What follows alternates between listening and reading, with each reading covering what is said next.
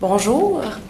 Alors, ça me fait grand plaisir ce matin d'être avec vous pour vous présenter une expérience d'enseignement à distance qui se déroule au département des sciences animales de la Faculté des sciences de l'agriculture et de l'alimentation. Cette expérience a trait au cours éthique et professionnalisme en recherche. Ma présentation va se décliner en 3 temps. D'abord, quelques éléments d'information pour vous décrire sommairement le cours. Ensuite, je vais vous situer l'approche pédagogique qui est utilisée dans le cadre du cours. Puis, je vais terminer avec des commentaires ayant trait à des éléments qu'on essaie de mettre en place afin de faire en sorte que la distance n'ait plus d'importance dans le cadre de notre cours à distance. On va voir si ça va fonctionner. Oui. Alors, sur le thème de l'éthique professionnelle en recherche, le cours éthique et professionnalisme en recherche concerne plus spécifiquement la question de l'intégrité scientifique et dans sa version intégrale, car il existe aussi une version à la carte. Le cours éthique et professionnalisme en recherche comporte un total de 12 modules qui se regroupent sous 3 axes. Le premier axe a trait à la relation entre le chercheur et la vérité et il aborde des thèmes tels que la fabrication, la falsification de données, la cueillette, l'analyse et la gestion des données, les procédés discutables de publication et le conflit d'intérêts. Dans le second axe du cours, c'est la relation entre le chercheur et ses pairs qui est étudiée. Donc, on traite de l'allocation du crédit d'auteur, de l'appropriation indue du crédit d'auteur, de la révision par les pairs et du principe de la liberté académique. Puis enfin, dans le troisième axe du cours, les étudiants sont invités à prendre une distance critique et analytique face à la profession de chercheur en sciences et à titre de partie intégrante de ce troisième axe du cours, on aborde les sujets des interrelations et des tensions qui caractérisent aujourd'hui le milieu de la recherche, les mécanismes, la prévalence et les causes des manquements à l'intégrité scientifique, les processus de sanction des manquements et la question du contrôle externe de la science et de la technologie. Donc, le cours éthique et professionnalisme en recherche ne requiert aucun préalable. Il est ouvert à tous les étudiants de l'Université Laval, même s'il vise plus particulièrement les étudiants en sciences naturelles, en génie et en santé qui se destinent à une carrière en recherche. Et la raison pour laquelle nous avons mis en place, développé, conçu le cours éthique et professionnalisme en recherche, c'est en raison du fait que la recherche universitaire se doit non seulement de respecter des standards élevés d'excellence au plan de la qualité scientifique, mais aussi en ce qui a trait à l'intégrité scientifique. Le rôle professionnel du chercheur et de la chercheuse évolue et les attentes sociales se transforment de sorte qu'on assiste à une professionnalisation croissante du métier de chercheur à travers la multiplication des diverses normes éthiques et déontologiques qui encadrent cette activité et la mise en place de mécanismes de contrôle qui se multiplient. Donc, devant une situation comme celle-là, les risques de commettre une faute professionnelle se multiplient, ce qui a pour effet de ternir aux yeux de l'ensemble de l'opinion publique la réputation de l'ensemble de la communauté scientifique et des activités de recherche. Et considérant l'importance de l'économie du savoir sur l'échiquier international, c'est une conjecture qu'on ne peut pas traiter à la légère et qui nous a donc incité à développer le cours. L'approche pédagogique, compte tenu que ce que l'on cherche à à enseigner. Ce sont les bases de l'idéal professionnel qui s'impose désormais aux futurs chercheurs et aux chercheurs présents, des personnes qui agissent présentement en recherche. Eh bien, l'approche pédagogique repose sur l'étude de cas simplifiée. Les études de cas orientent le choix des lectures obligatoires et la sélection des lectures complémentaires, ainsi que, le cas échéant, les exposés formels qui accompagnent le programme de lecture. Les étudiants doivent être en mesure de trouver dans le matériel pédagogique tous les éléments de réponse nécessaires à la résolution des études de cas. Donc, pour chacun des 12 modules, il y a des lectures obligatoires qui ont été sélectionnées en fonction de leur intérêt et de leur pertinence relativement au sujet traité. Les étudiants doivent les lire et il y a aussi des lectures complémentaires qui leur sont proposées, mais les étudiants sont libres de s'y référer ou non en fonction de leurs intérêts. Ce sont des lectures facultatives. En complément du programme de lecture, s'ajoutent à l'occasion, parfois oui, parfois non, des vidéos de présentation ou des présentations narrées qui bénéficient d'un soutien PowerPoint. Et pour vérifier donc l'avancement des lectures et la bonne compréhension des études de cas succinctes sont proposées. Elles présentent des situations qui se rapprochent le plus possible de la réalité et donc qui amènent les étudiants à formuler des décisions similaires à celles qui devraient être prises réellement. Et les étudiants sont invités à résoudre individuellement les études de cas, puis le résultat de cette analyse individuelle est ensuite mis en commun, puis débattu sous forme de discussion en groupe à travers, bien entendu, des classes virtuelles Elluminate. Donc, un premier moyen de faire en sorte que la distance n'ait plus d'importance. Classe virtuelle Elluminate qui se déroule à toutes les 2 semaines. Donc, dans un esprit, pour nous, c'était très important. Je dis nous parce que je suis pas la seule conceptrice du cours. J'ai eu un complice en la personne de Jean-François Sénéchal, qui est étudiant au doctorat en philosophie sous ma co-direction à la faculté de philosophie de l'Université Laval. Pour nous, ce qui était important dans le cadre du cours, puis pour faire en sorte qu'une formation en distance soit acceptable par rapport à une formation en classe, c'était de faire en sorte que les étudiants puissent discuter, échanger. Oui, on transmet des connaissances, mais on veut aussi que les étudiants développent et acquièrent des habiletés réflexives. Donc, des habiletés pratiques de résolution de dilemmes éthiques auxquels ils seront confrontés dans leur pratique comme futurs chercheurs. Donc, c'était très important pour nous qu'il y ait des opportunités d'échange et de discussion, donc un esprit de convivialité, une capacité à favoriser les échanges et soutenir les rapports favorables entre les étudiants du cours. Ce qu'offre la classe virtuelle Elluminate.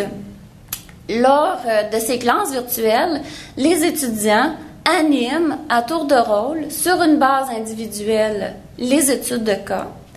Il y a un format de délibération qui est préétabli, puis ce qu'on remarque, c'est que cette structure préétablie, les étudiants se l'approprient.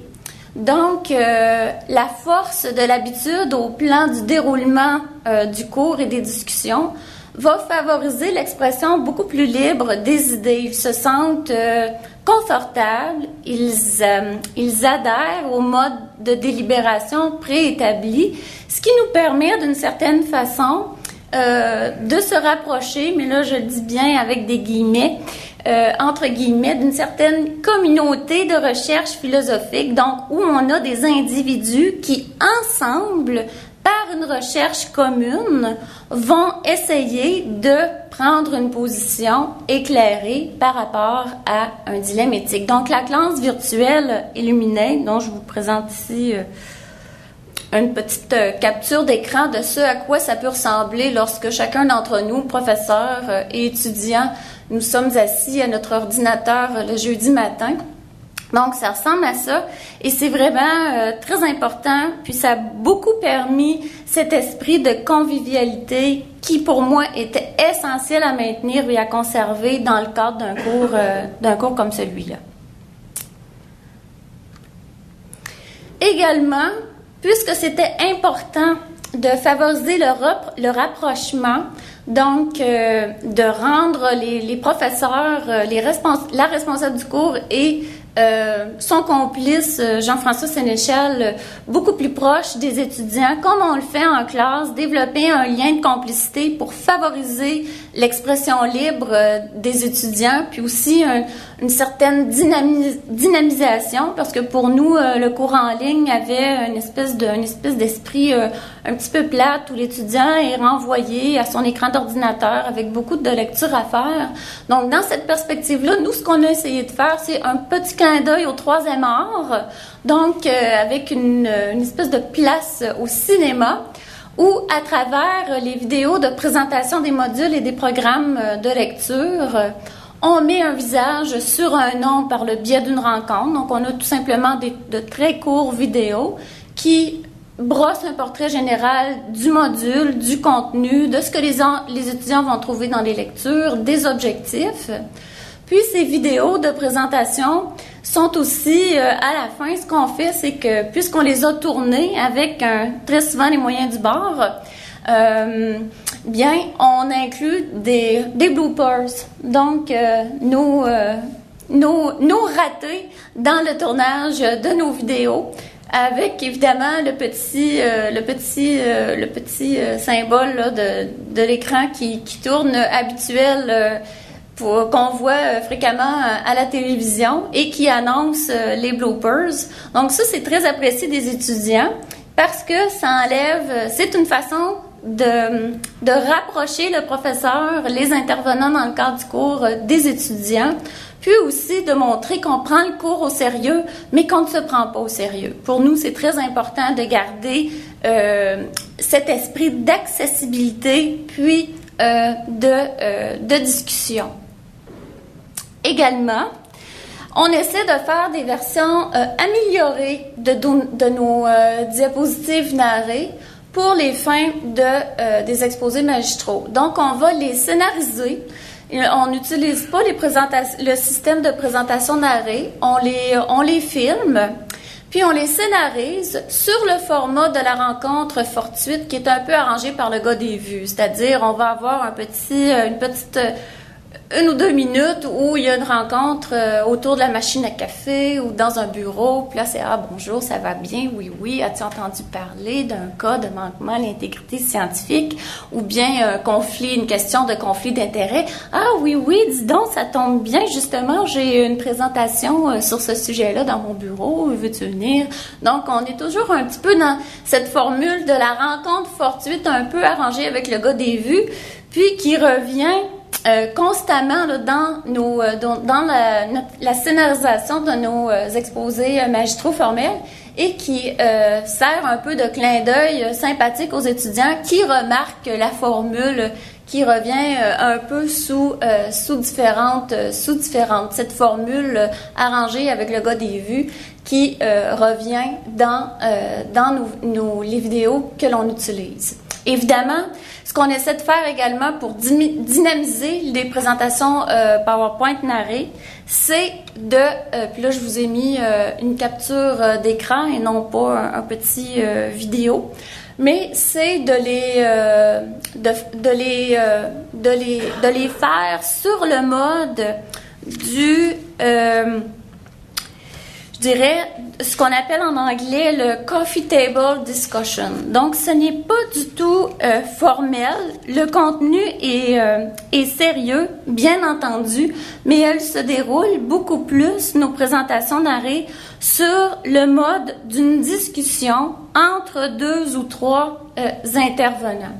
Dans ce cas-ci, c'est M. Francis Laure, qui est étudiant à la maîtrise à la faculté de droit, qu'on a invité à nous présenter un exposé sur la loi sur le droit d'auteur et la recherche scientifique. Donc ça, c'est le début de notre présentation narrée, où il y a une mise en place du contexte, notre petite scénarisation, et ensuite va défiler à l'écran les PowerPoint que Francis a préparés avec, en fond, la voix de Francis, évidemment, qui présente ses diapos, mais aussi les interventions de Jean-François et moi-même. Donc, c'est beaucoup plus dynamique pour les étudiants qui, à la maison, doivent finalement prendre connaissance des présentations narrées qui viennent en appui des lectures qu'ils doivent faire et en préparation également de leurs études de cas. Il peut, malheureusement, avec ce genre de technologie qu'on développe un petit peu avec les moyens du bord dans notre cas, eh bien, il peut arriver que des efforts soient en vain, comme par exemple pour ce collègue qui a accepté de participer à l'enregistrement d'une présentation narrée scénarisée, qui a dévoilé ses talents d'acteur pour la mise en contexte, qui a participé activement par ses questions et ses commentaires à recréer une dynamique de coffee table discussion et qui donc pendant 1 heure s'est activé sous les projecteurs de notre caméra qui, malheureusement, pour cause d'erreur humaine, ne fonctionnait pas. Donc, on n'a pas avisé tout de suite notre collègue parce qu'on avait peur, on avait peur de sa réaction un petit peu virulente. C'est un chercheur très occupé, bon. Mais quand même, on a pris notre courage à deux mains, puis on lui a dit, mais on n'a pas osé lui demander de se remettre à nouveau à l'exercice. Donc, Jean-François et moi-même, on s'est débrouillés pour refaire la présentation en arrêt. Donc, pour nous, c'est très important d'avoir du plaisir, de rendre ça agréable pour les étudiants, puis principalement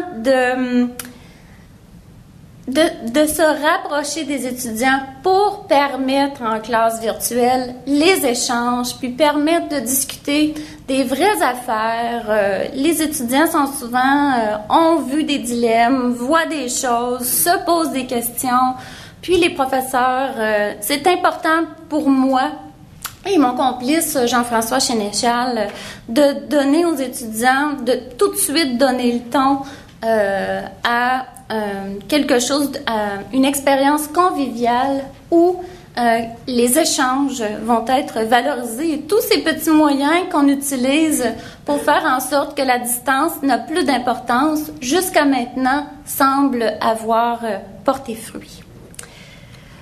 Donc, je vous remercie, je remercie beaucoup Jean-François Sénéchal pour son aide, ainsi que Guylaine Arsenault qui nous a également apporté au département son soutien dans le développement de notre cours à distance, sans oublier le soutien financier, bien entendu, de la formation à distance. Donc, je vous remercie beaucoup pour votre attention.